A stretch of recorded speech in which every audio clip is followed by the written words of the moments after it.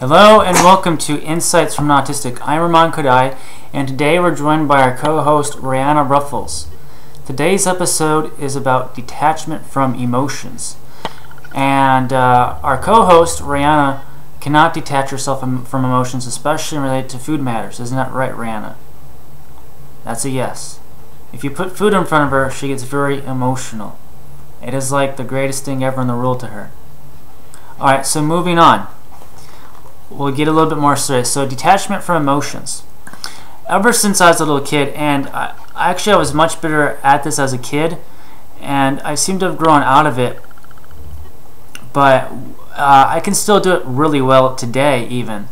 And I won't say it's that I'm not emotional. I have emotions. I experience like anger and things like that, and some emotions I cannot detach myself from. But there have been times where like if there's sensory overload, I can't detach myself from that. Like if there's a lot of overload going on.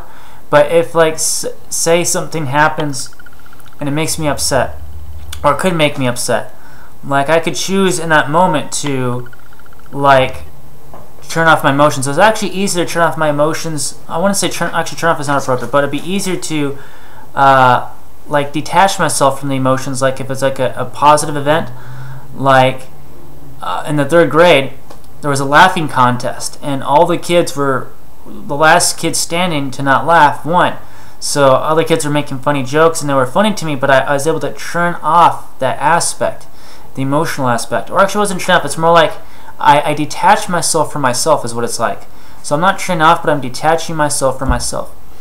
And what sparked me to make this video? Well, surprisingly, this has been a part of who I am, and I haven't thought about it. I haven't really looked at this, so I'm only looking at this now. But someone wrote about how it's like too emotional for them to write some things.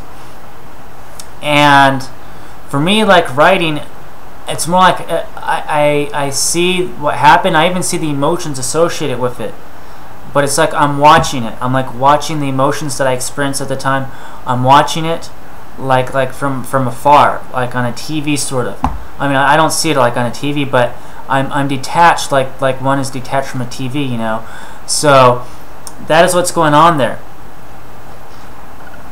And so this is like when writing about emotional things, I can detach myself from that. Or if there's like an emotional sort of thing going on, I can sometimes detach myself, and I don't do it as often anymore. I haven't really tried to, but there have been times where, because of the situation, I would just choose to detach myself from that.